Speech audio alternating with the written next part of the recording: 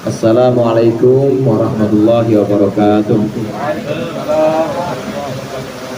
Alhamdulillahilladzi tawadha'a kullu syai'in li'azamatihi wa dhalla kullu syai'in li'izzatihi wastalama kullu syai'in biqudratihi. Asyhadu an la ilaha illallah wahdahu la syarika lah wa asyhadu anna Muhammadan 'abduhu wa rasuluh. Allahumma salli wa sallim ala sayyidina Muhammadin alladzi azala bayanuhu kulla ibham wa ala alihi wa ashabihi salatan wa salaman daimaini ma damatil ayyam. Amma ba'du. Bersama-sama kita hormati Ustaz Haji Muhammad Yasin beserta keluarga besar Bapak Haji Muhyiddin, segenap pengurus dan juga pimpinan Majelis Taklim Syaratul Hudan, Bang Jajam, Ustaz Mustahul Khair, Ustaz Sahamin, Ustaz Imam Hidayah, Ustaz Muhammad, dan segenap jamaah Majelis Tawakkuf yang hadir di malam pengajian Syaratul Hudan yang hujan deras pada malam ini. Alhamdulillah kita dipertemukan kembali di bulan Sya'ban tahun 1447. Mungkin ada sebagian di antara kita entah di majlis yang mana bulan Sya'ban kemarin masih ada perasaan orang itu, tapi bulan Sya'ban sekarang udah gak ada. Itu artinya memang ada waktu-waktu yang Allah tentukan untuk masing-masing kita sesuai dengan batas waktunya. Alhamdulillah pada malam hari ini kita masih diberikan kesempatan bertemu lagi dengan bulan Sya'ban, bertemu dengan bulan yang disebut dengan bulannya Nabi Muhammad sallallahu alaihi wasallam. Hadirin jamaah rahimakumullah, sebagaimana kebiasaan di majelis-majelis yang ada di daerah Jakarta atau Betawi dan sebagian juga Banten, biasanya majelis-majelis atau pengajian-pengajian menjelang Ramadan ini ditutup. Ini sudah merupakan satu tradisi kebiasaan, menimbang bahwa di bulan Ramadan itu ada ibadah, ada amalan-amalan yang mungkin berbeda dengan amalan-amalan di luar Ramadan, sehingga jamaah, sehingga orang-orang juga perlu kiranya untuk konsentrasi kepada amalan-amalan di bulan Ramadan itu. Ini yang pertama. Yang kedua, kemungkinan juga gurunya pengen istirahat. Kan kalau udah tawakuf semua, kalau ada yang ngajak saya ke Singapura kan ya saya jadi enak tinggalnya gitu. Kalau ada yang ngajak saya umroh, saya jadi enak tinggalnya karena udah tawakufan. Bicara tentang tawakufan ini saudara, saya pernah bicara juga pada Bang Jajam dan juga kepada sebagian pengurus Majelis Taklim yang sudah berjalan 4 tahun, 3 tahun, tahun pertama masih belum, 4 tahun sepeninggalan Jid, ini tahun yang kedua, 3 dan 4, jadi 3 tahun. Ini siogianya memang majelis-majelis sudah tutup sebelum majelis Al-Halaqatul Munfarijah malam Kamis, yang juga momentumnya dibarengi dengan perayaan Haul Jid. Ini harusnya sudah tutup duluan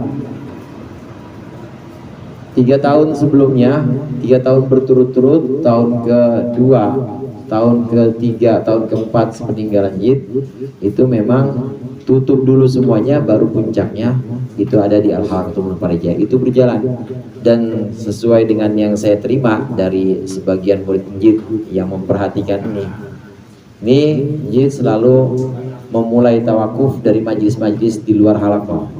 Semua tawakuf dulu, baru ujungnya tawakuf ada di halaqah. Nah, ada pun pembukaan dibalik oleh Jid. Pembukaan halaqah dulu, baru kemudian diikuti oleh yang lain. Kamis sore, malam Jumat, hifzul, malam Sabtu dan seterusnya. Jadi kalau penutupan majelis-majelis di luar halaqah dulu, kalau pembukaan halaqah dulu. Itu yang biasa dilakukan Jid. Namun tahun ini mungkin ada agak beda karena pengurus juga mungkin lupa dan saya kurang kencang ngingetinnya, ditambah cuaca ekstrim yang malah mungkin bisa menuntut kita buat PJJ. Makanya cuaca ekstrim ini macam-macam modelnya, ya imbasnya macam-macam. Saya kurang ingetinnya, jadi tahun ini memang yang harusnya halaqah itu sebagai acara penutup terakhir, tapi ini enggak, ini masih ada ditutup setelah halaqah. Nah, saudara sekalian, tawakuf di bulan Sya'ban misalnya, atau di pertengahan Sya'ban, ini menimbang juga bahwasannya ada kecenderungan dalam diri kita sebagai manusia, kecenderungan untuk merasa bosan. Ibnu Athaillah As-Sakandari, pengarang kitab Al-Hikam, beliau mengatakan, lamma alimal haqqu min wujudi malalin minka lawwana lakat ta'at wa alima asyaraha fika wa alima asyaraha fika fahajaroha fi ba'dil awqat. Karena Allah Subhanahu wa ta'ala al-haq, Allah mengetahui bahwa engkau itu pasti akan bosan, maka Allah buat ibadah-ibadah itu beraneka ragam. Demikian juga Allah mengetahui potensi yang ada pada dirimu, wahai manusia.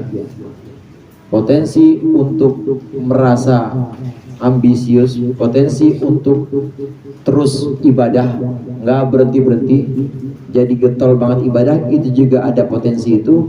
Fahajaroha fi ba'dil awqat, maka Allah melarang ibadah dalam sebagian waktu. Makalah ini kaitannya adalah dengan sholat, walaupun secara umum bisa juga dengan ibadah-ibadah lain. Artinya saudara, Allah maha mengetahui bahwa dalam diri kita ada dua potensi. Potensi yang pertama, potensi bosan. Pasti itu. Sekarang aja bilangnya, saya ngaji, alhamdulillah sih. Ntar lama-lama bosan. Pasti ada potensi bosan. Bukan cuma ngaji, kadang-kadang sama makanan juga bosan. Lah ini makanan risol lagi. misalnya gitu ya Ustaz Azin. Pasti ada potensi bosan. Potensi kedua, selain potensi bosan, itu juga ada potensi getol atau rakus. Jadi rakus ibadah atau rakus ngaji itu ada. Ada orang getol sholat, ada orang getol ngaji, itu ada. Nah, dua potensi ini yang ada pada diri manusia, pada diri kita masing-masing, ini pasti ada. Karena ada dua kemungkinan atau kecenderungan ini secara potensial, seseorang atau setiap orang ini mungkin dia akan merasa bosan, maka Allah buat ibadah-ibadah itu beraneka ragam. Andai ibadah cuma satu, saudara, ibadah sholat aja, pokoknya sholat. Jadi habis waktu subuh atau waktu pagi sholat, terus nanti sholat lagi, yang lainnya nggak ada, sholat doang, pasti kita bosan. Sholat mulu ya sholat, nggak ada yang lain. Bakti sama orang tua bukan ibadah, itu mah bukan. Misalnya sedekah bukan ibadah mah cuma sholat doang, pasti kita bosan. Karena ibadah, karena kita ini punya kecenderungan bosan, maka Allah menciptakan ibadah itu beraneka macam. Ini untuk ibadah-ibadah sunnah. Yang pokok atau yang wajib ini harus kita pegang, tetap gak boleh dibuat variasi, tetap yang namanya sholat maktubah 5 waktu harus dipegang. Puasa Ramadan itu tetap harus dipegang. Tapi yang sunnah-sunnah ini yang boleh kita buat variasi. Misalnya di sini Bang Agun getol banget, atau bukan getol sih, Bang Agun lagi rajin-rajinnya Senin sama Kamis puasa. Nah kemudian bosan, maka boleh diganti. Udah berhenti dulu, saya nggak puasa, tapi Senin Kamis saya mau makan, cuma makan ngajak teman. Senin ngajak teman, Kamis ngajak teman. Senin ngajak janda, Kamis ngajak perawan misalnya. Maksudnya janda kan banyak, bisa anjingnya, ya bisa perawan kan juga banyak, bisa juga ponakannya perawan. Dengar aja Per kalau yang begitu.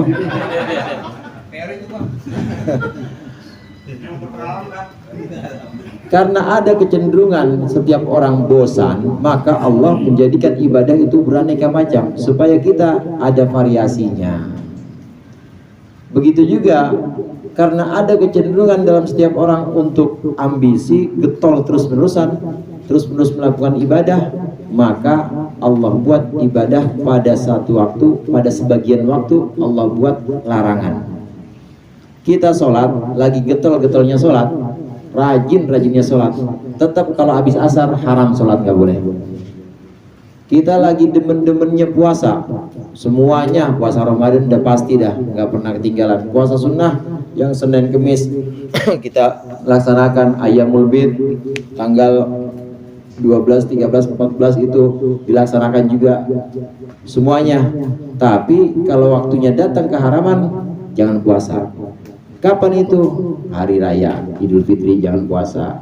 Meskipun lagi getol-getolnya, tahu-tahu udah sidang isbat aja misalnya.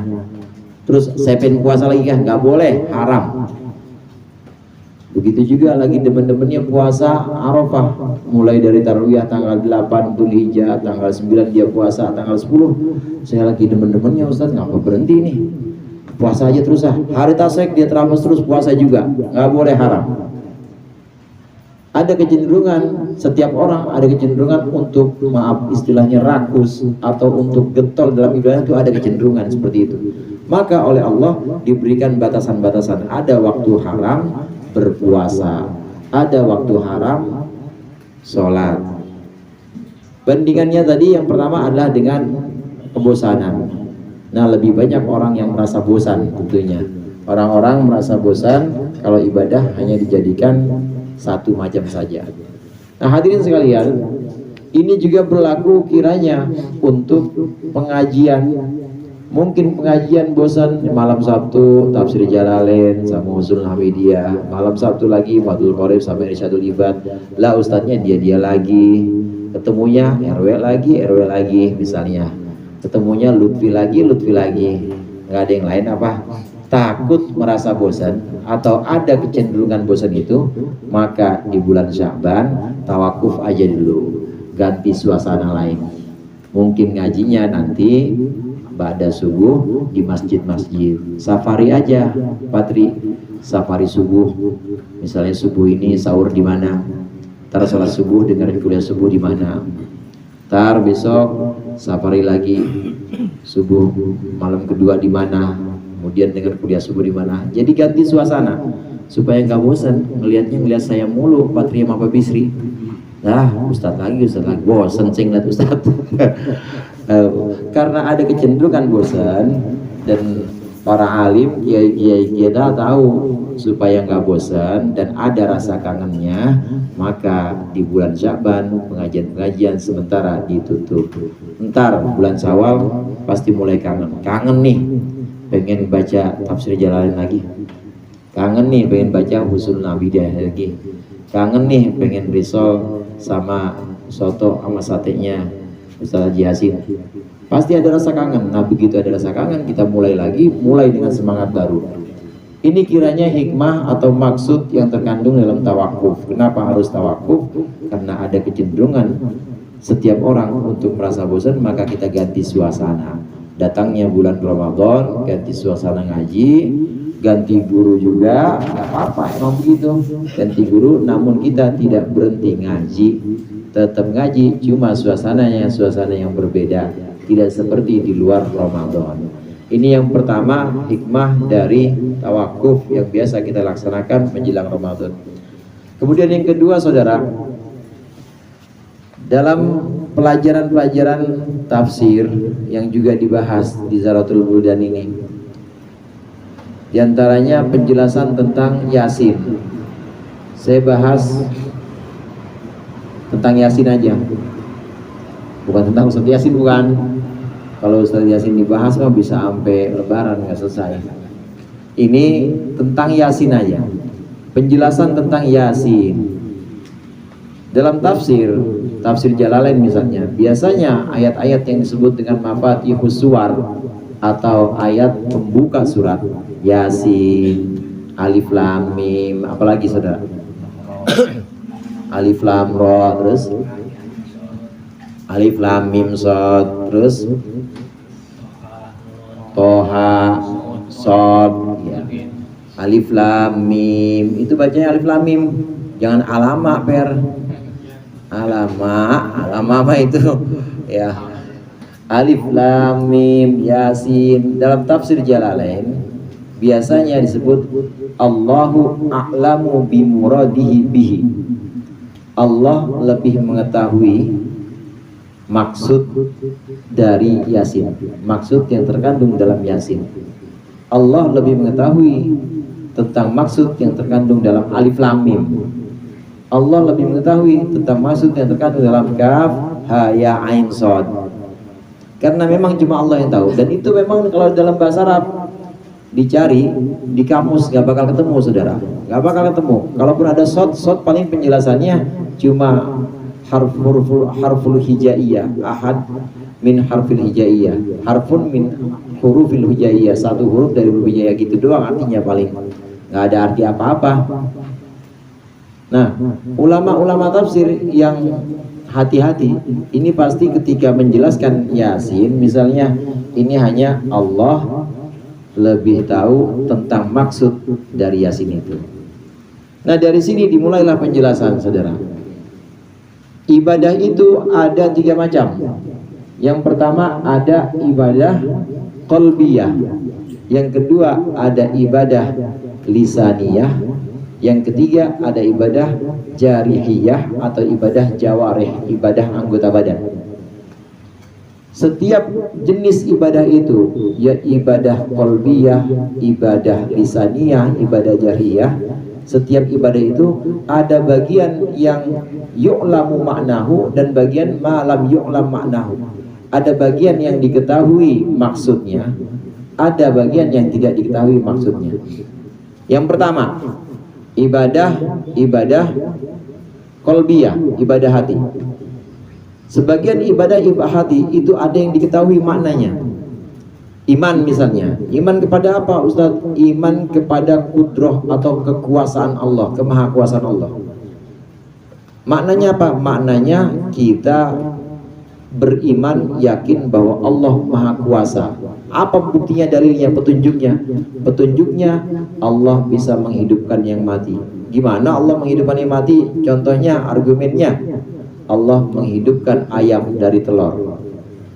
Telur mati apa hidup itu, Bang Izan? Telur mati apa hidup telur? Telur kagak ngelawan, mau diceplok ya, mau didadar, mau dibantingin juga kagak ngelawan dia. Mati apa hidup? Mati. Dari yang mati Allah ciptakan yang hidup. Allah Maha Kuasa. Kita juga begitu. Kita dari nutfah.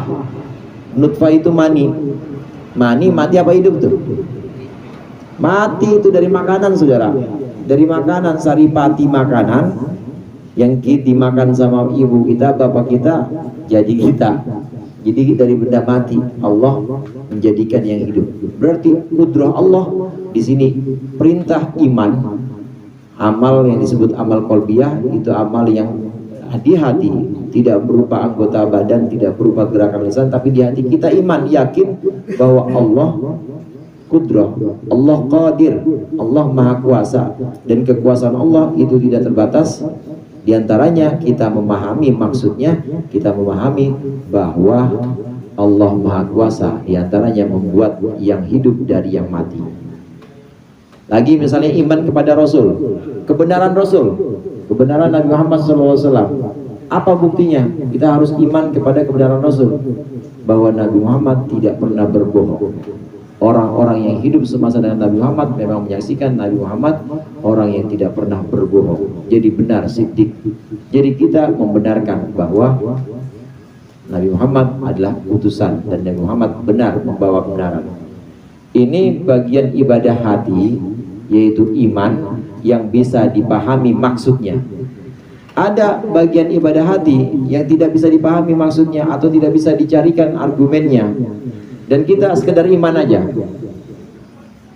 Contohnya iman kepada Siratul Mustaqim, iman kepada jembatan yang dibelah dari rambut lebih tipis dibanding rambut dibelah 7, dan juga lebih tajam dibanding pedang.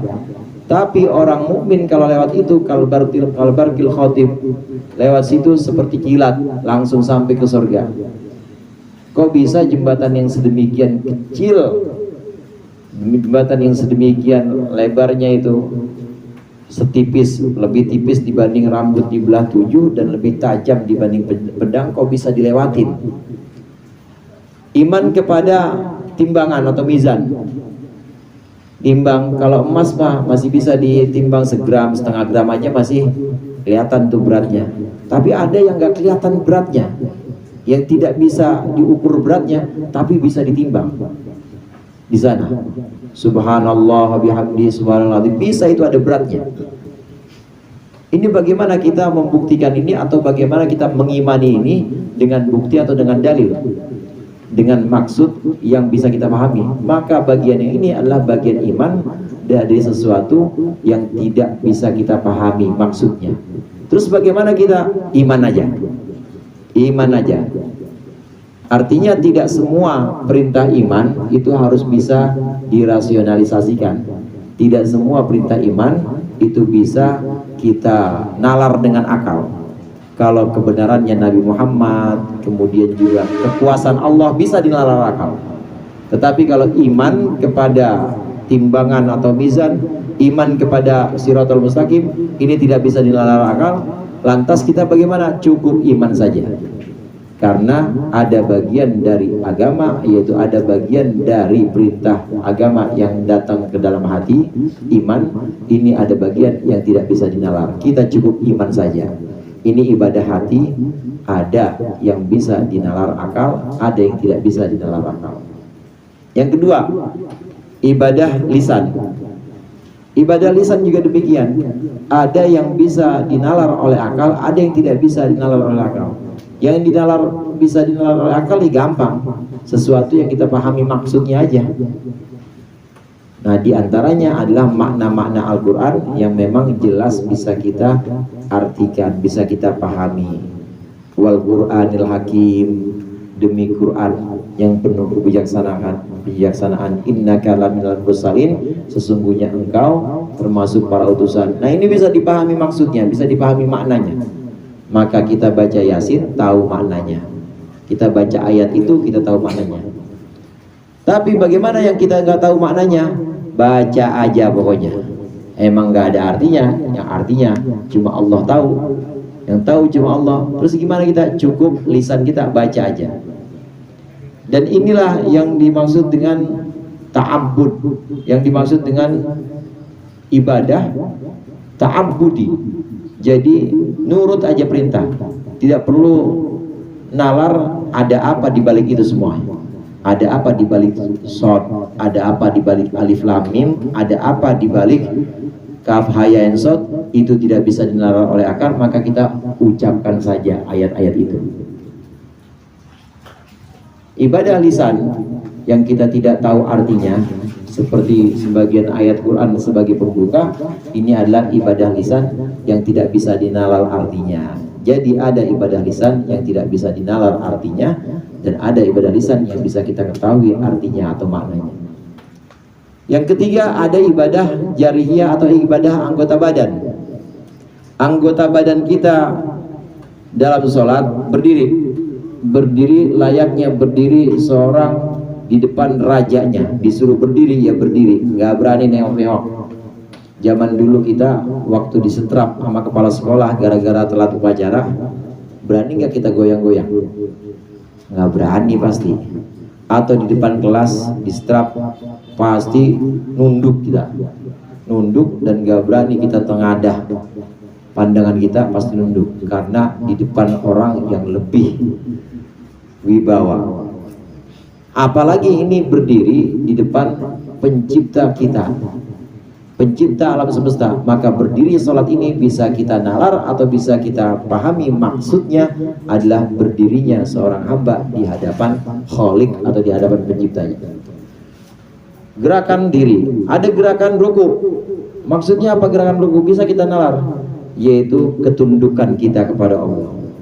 Ketunduk, merunduk, kita merunduk menunjukkan penghormatan kita kepada Allah. Sujud lebih rendah lagi, menunjukkan bukan hanya penghormatan tapi penghambaan kita kepada Allah. Pasrah, diapain aja kita sama Allah, itu pasrah aja.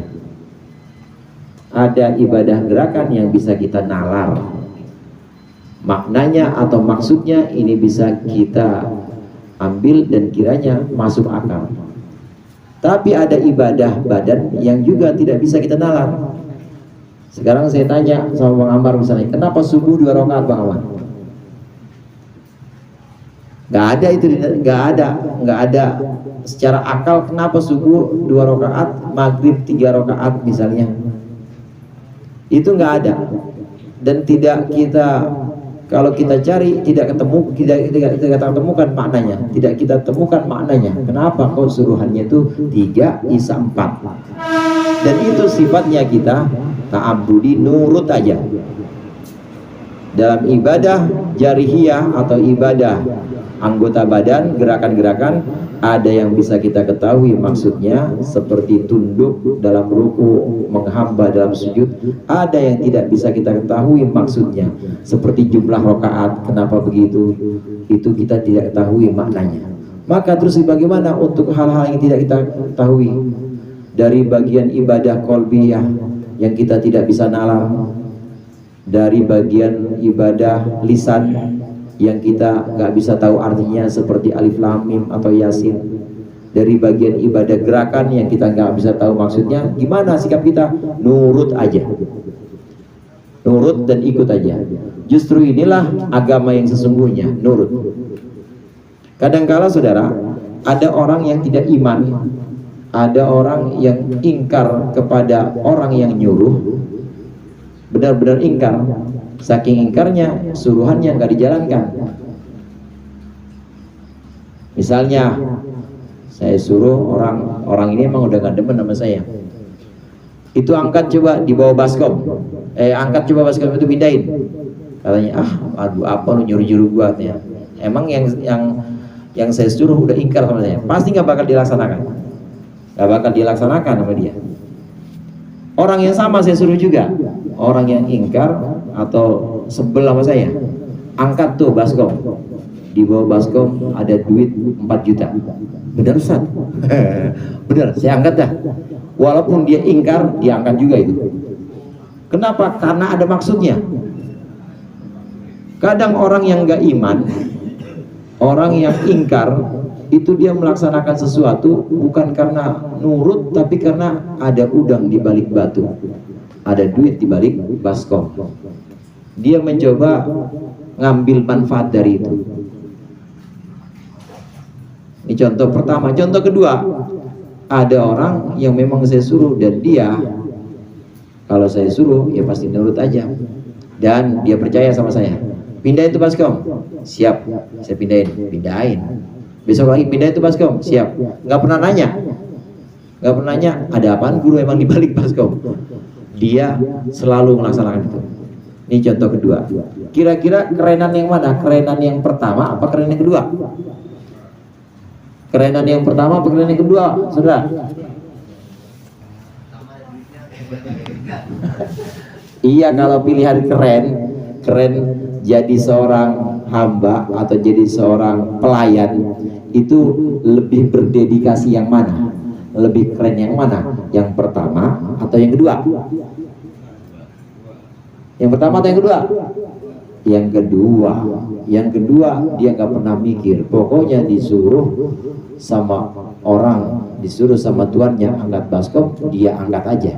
Dia nggak pernah memikirkan ada apa maksud ngangkat baskom itu, di situ ada apa, maksudnya apa, dia tidak pernah pertanyakan. Demikian juga ibadah tadi, ibadah qalbiyah, lisaniyah, jarihiyah. Kalau memang toh kita tahu artinya, ya alhamdulillah. Tapi juga jangan melulu kita sholat karena kita, jangan melulu kita puasa atau kita ibadah itu kita pengen tahu artinya. Enggak perlu kita cari tahu juga. Kalau tahu ya alhamdulillah dari ngaji, tapi kalau enggak wajib juga tahu. Yang penting nurutin perintah, dan itu lebih keren dibanding orang yang nurutin perintah tapi ada maksud di dalamnya. Nah hadirin sekalian, kaitannya dengan puasa, ibadah-ibadah yang 3 jenis ini, lisaniyah, qalbiyah, jarihiyah. Kira-kira puasa ini termasuk yang mana? Puasa.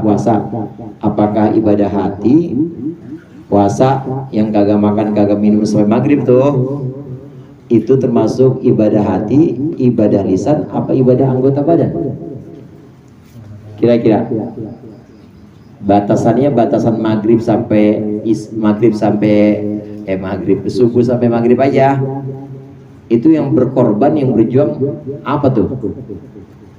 Badan, ibadah badan. Puasa itu ibadah badan. Sering saya sampaikan bahwa rukun Islam yang ketiga itu puasa. Jadi setelah sholat puasa, karena sama-sama ibadah badan. Nanti setelah itu yang keempat rukun Islam baru zakat, karena zakat bukan ibadah badan tapi ibadah harta. Nah di sini saum atau puasa termasuk ibadah badan.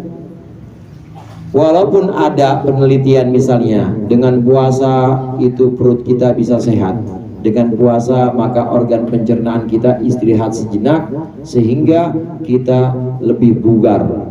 Selesai dari puasa maghrib atau selesai nanti di bulan Syawal, itu pasti kita akan lebih muda 10 tahun. Misalnya ada begitu penelitian. Maka kalau kita puasa kemudian mengharapkan hasil-hasil itu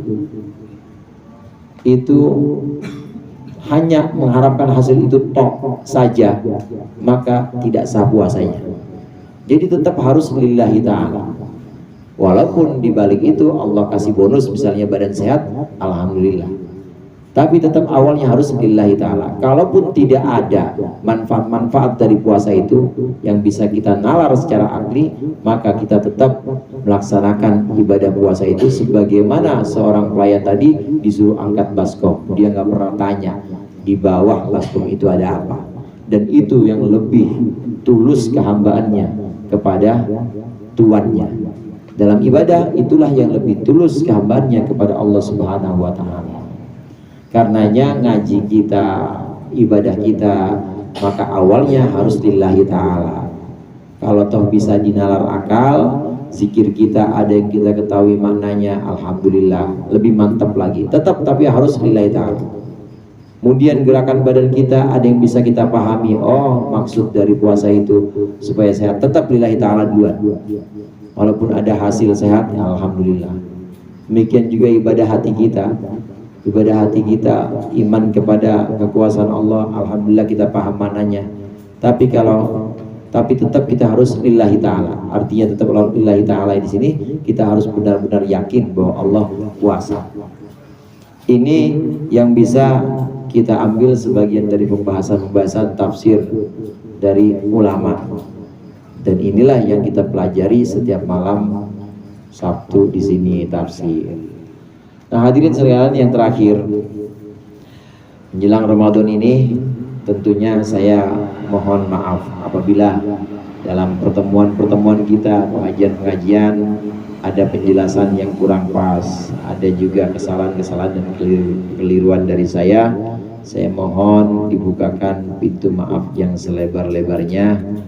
Mohon maaf atas segala kekurangan, dan dengan harapan mudah-mudahan setelah tawakuf ini kita tetap ngaji dengan suasana yang lain. Artinya saudara-saudara sekalian silakan cari suasana ngaji masing-masing, dan harapan kita nanti akan timbul rasa kangen, timbul semangat yang lebih kuat lagi untuk melanjutkan ngaji nanti di bulan Syawal atau setelah Syawal. Itu saja dari saya, mudah-mudahan bermanfaat. Lebih kurangnya mohon maaf. Wallahul muwaffiq ila aqwamit thoriq. Wassalamualaikum warahmatullahi wabarakatuh. Waalaikumsalam.